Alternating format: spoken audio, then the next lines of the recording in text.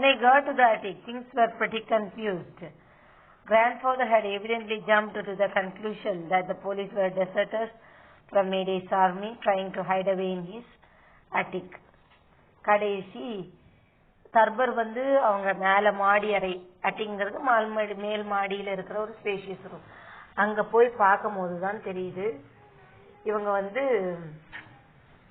அவங்க என்ன நினைச்சுக்கிட்டு இருக்காங்கன்னா, தாத்தா என்ன நினைக்கிறாருன்னா, இந்த காவல்துறையை சேர்ந்தவர்கள் வந்து ராணுவத்தில் இருந்த ஜெனரல் மேடிங்கிறவரை அனுப்பி வச்சதாகவும், இவங்க பொறுப்பு இல்லாம இவருடைய அனுமதி இல்லாம தாத்தாவோட அறைக்குள்ள அந்த நுழைந்து தங்களை தாங்களே காத்துக்கொள்ள முயல்கிறார்கள் அப்படிங்கறது யாருடைய மனசுல இந்த சந்தேகத்தை யாரு மனசுல விதைக்குதுன்னா, தர்பருடைய தாத்தா மனசுல. அவர் என்ன செய்யறாருன்னா, what he sees, he pounded out of the டெசர்டர்ஸ்னா அவங்க கிட்ட இருந்து தப்பிச்சு போய் அவங்க உயிரை காப்பாத்தி துணிஞ்சவங்க. சோ அந்த மாதிரி வர்றவங்க அப்படின்னு நினைச்சிட்டு அவர் என்ன பண்றாருன்னா, he bounded out of bed wearing a long flannel nightgown over the long woolen pants, a nightcap and a leather jacket around his chest. The cops must have realized at once that the indignant white-haired old man belonged to the house. அவர் டக்குன்னு என்ன செய்யறாருன்னா, அவருடைய கால் சட்டை, கம்பளி சட்டை பெருசா போட்டிருக்காரு. Night கவுன்ங்கிறது தான் முழுமையான ஒரு அங்கி. அதுக்கு மேல என்ன செய்யறாருன்னா, ஒரு தோல் ஜாக்கெட்டையும் அணிஞ்சிருக்காரு. அப்போ அங்க உள்ள போலீஸ் எல்லாரும் என்ன செய்யறாங்கன்னா, யார் இந்த ஆளு, why he was standing here அப்படின்னு சொல்லிட்டு அவரை என்ன செய்யறாங்கன்னா பாக்குறாங்க. இந்த white haired man was he indignantly why he was standing here. அத கோபத்தை காட்டுறாரு. தாத்தாவுக்கும் கோபம் வருது, இது யாரு என்னுடைய அனுமதி இல்லாம என்னுடைய அறைக்குள்ள வர்றது அப்படின்னு. ஆனா அவங்கள பேசவும் தாத்தா என்ன செய்யல, விடல. அதனால அவருக்கு கோபம் வந்துருது. கோழைத்தனமா ஒரு டாக், கவர்ட்லி டாக்னா கோழைத்தனமான ஒரு நாயை போல என்னுடைய அறைக்குள் நுழைந்த நீங்கள் யார் அப்படின்னு சத்தம் போடுறாரு. Back to the line you goddamn lily livered cat, எல்லாரும் போங்க முதல்ல வெளியே. இந்த ஆட்டு மந்தை கூட்டம் மாதிரி எதுக்கு என்னுடைய, இதுவும் ஒரு இடியமெட்டிக் பிரைஸ் தான் அவங்களுடைய அமெரிக்கன் ஸ்லாங். நீங்க என்ன செய்றீங்கன்னா, ஆட்டு மந்தை கூட்டம் மாதிரி வந்திருக்கீங்களே, வெளியே போங்க எல்லாரும் அப்படின்னு சொல்லிட்டு கத்துறாரு. சித்தார் கருவியை கண்டெடுத்த காவலர் யாருமா இதுல, ஜோ.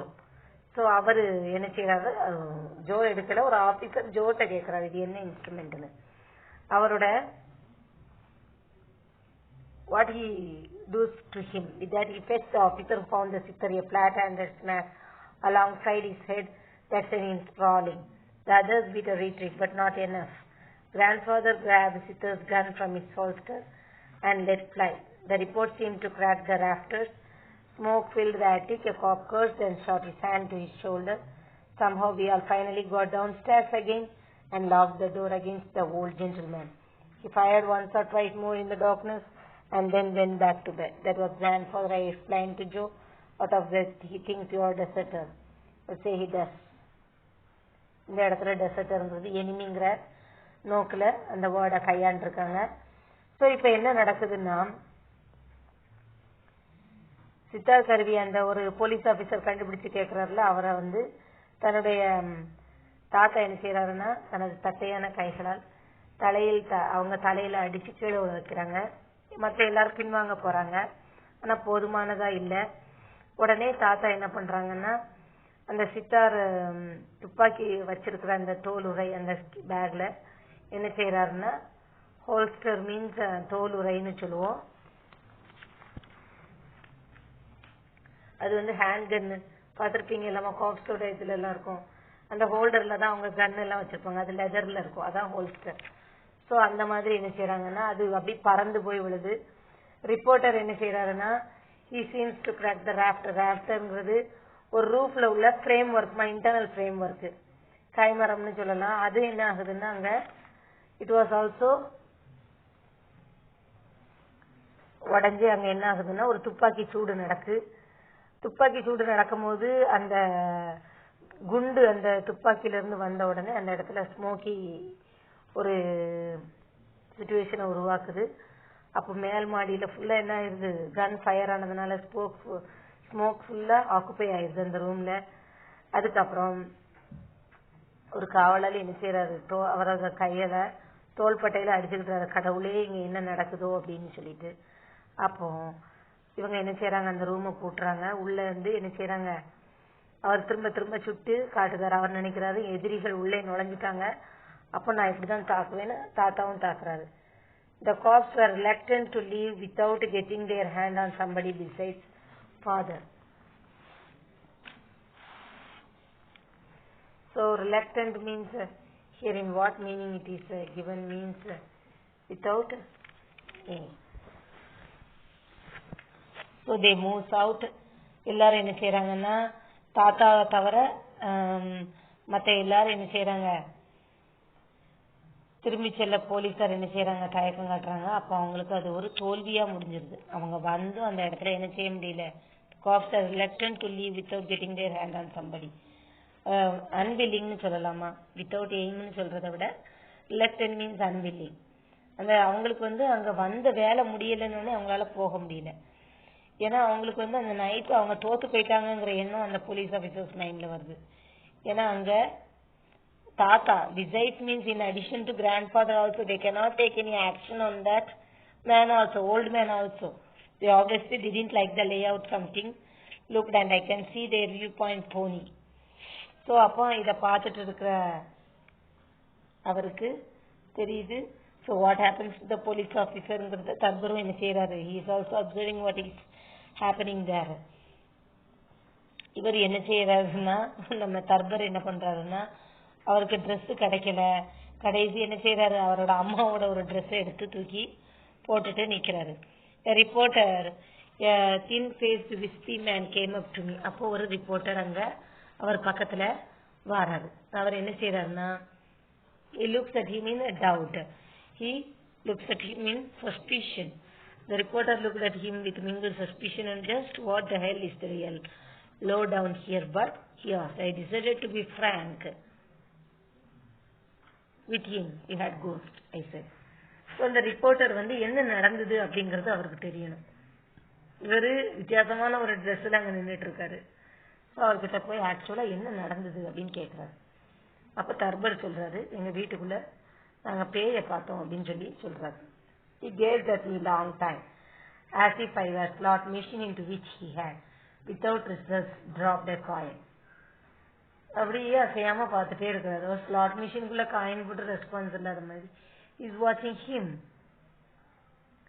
இந்த நாணயத்து, இந்த இயந்திரத்துக்குள்ள நாணயத்தை போட்டாலும் ஒரு பதிலும் வராது போலயே அப்படிங்கிற கண்ணோட்டத்தோடய அவரை பாக்குறாரு. Then he walked away. The reporter also moved away. The cops followed him. The one grandfather shot holding is now bandaged on, cursing and blaspheming. I am gonna get my gun back from that old bird, said the Siddharth cop. Yeah, said Joe.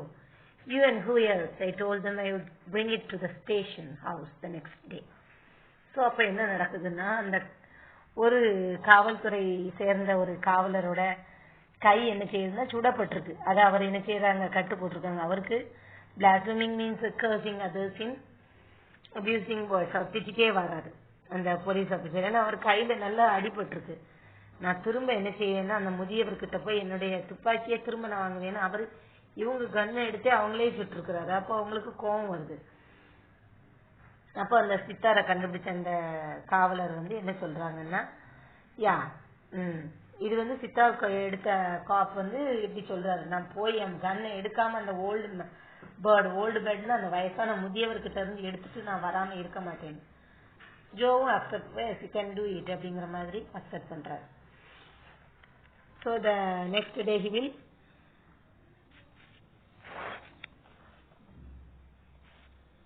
next day police office-க்கு அதை திருப்பி கொடுத்துட்றேன் அப்படின்னு சொல்லிட்டு Thurber என்ன செய்யறாருன்னா, நீங்க sorry அந்த சிச்சுவேஷனுக்கு அந்த சூழ்நிலை உருவாகிறதுக்கு காரணம் அவங்களும் ஒரு காரணங்கிறதுனால மன்னிப்பு கேட்கறாங்க. அப்போ what was the matter with that policeman? Mother asked after they had gone.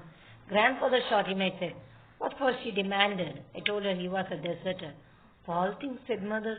He was such a nice looking young man. அப்போ அம்மாவுக்கு நடந்தது எதுவுமே அம்மாவுக்கு தெரியாது.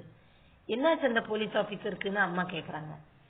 அப்போ தர்பர் சொல்றாரு, தாத்தா அவங்கள சுட்டுட்டாங்க அப்படின்னு சொல்றாரு. எதுக்காக அப்படின்னு அம்மா கேக்குறாங்க. அவர் தப்பிச்சு ஓடி பார்த்தாங்க, அதனால சுட்டுட்டாரு. எல்லாவற்றிற்கும் மேல் என்று அம்மா, என்னாச்சு, என்னதான் தப்பிச்சு ஓட பார்த்தாலும் எனிமீனு தப்பிச்சு ஓட பார்த்திருக்காங்க, அதனால தாத்தா சுட்டுட்டாங்க அப்படின்னு தர்பர் சொல்றாரு. என்னதான் ஒரு டெசர்ட்டரா இருந்தாலும் he was also a nice man, நல்ல இளைஞரானு தெரியுறாங்க, அப்ப ஏன் தாத்தா சுட்டாங்க அப்படின்னு அம்மாவுக்கு ஒண்ணுமே புரியாம கேட்டாங்க. Grandfather was fresh as a daisy and full of jokes at breakfast next morning. We thought at first he had forgotten all about what had happened, but he had not. Over his third cup of coffee, he glared at Herman and me. What was the idea of Jim Cobb's tally hooting round the house last night? He demanded. None of you bothered to leave a bottle of water beside my bed. Do you ever realize what it cost for a thirsty man to look for water in the dining room last night? He had us there. So last என்ன ஆகுதுன்னு பாருமா, அடுத்த நாள் காலையில சிற்றுண்டி வேளையில அவங்க தாத்தா வந்து செவ்வந்தி, டெய்ஸிங்கிறது செவ்வந்தி மலர்மா, அவர் நல்லா ஃபுல்லா ஜோக்கெல்லாம் நிறைய சொல்லிட்டு சந்தோஷமா சிரிச்சு குடிச்சு அந்த டைனிங் ரூம்ல பிரேக்ஃபாஸ்ட் எடுத்துட்டு இருக்காரு. அப்போ இவங்க எல்லாரும் ஆச்சரியமா பார்த்தாங்க, தாத்தாவுக்கு நடந்தது எதுவுமே தெரியுதா, மறந்து போயிட்டா, தாத்தா செஞ்ச இந்த ட்ராஜடி எல்லாத்துக்கும் தெரியாமலே போயிருக்கா, தாத்தாவுக்கு மறந்து போயிட்டான்னு பாக்குறாங்க. அப்ப தாத்தா 3வது கப் ஆஃப் காஃபியை அவரு குடிக்கும் போது சொல்றாரு, ஆமா ஹெர்மனையும் இவரையும் தர்பரையும் பார்த்து, எதுக்கு போலீஸ் நம்ம வீட்டை சுத்தி சுத்தி வந்தாங்க, இது ஒரு அந்த அவங்க ஸ்லாங்ல உள்ள ஒரு சென்டென்ஸ்மா, எதுக்கு இப்படி சுத்தி சுத்தி வரணும், டாரி hotel means why they are coming around the house, what they were doing around the house, our house அப்படின்னு சொல்லிட்டு கேக்குறாரு. அத விடுங்க, அப்புறம் என்னுடைய அறையில ஒரு பாட்டில் தண்ணி வைக்கிறதுக்கு கூட இங்க யாருக்குமே உணர்வு இல்லையா? ஒரு மனுஷனுக்கு தாகம் தீர்க்கணும்னா ஒரு சாப்பாட்டு அறைய தேடி இரவு தனியா வரணுமா? இது கூட உங்களுக்கு ஒரு உணர்வு இல்லாம போச்சா அப்படின்னு அவங்க எல்லாத்தையும் கேட்கறாங்க. அப்பதான் எல்லாருக்கும் என்ன செய்யுது, புரிய வருது. ஓ, அந்த டைனிங் ரூம்ல உள்ள அந்த சவுண்ட், ஃபுட்ஸ்டெப் சவுண்ட் ஃபுல்லா தாத்தா தண்ணி தேடி சுத்தி வந்திருக்கிறாரு. அத போய் நம்ம இமேஜின் பண்ணி போலீஸ் ஆபீசர் வந்து அதுக்கு சுடுபட்டு கடைசி அந்த கன்ஃபியூஷனை உருவாக்குனவரே அந்த கன்ஃபியூஷனை என்ன செய்யறாரு, அதை சுட்டு தீர்த்து வைக்கிறாரு.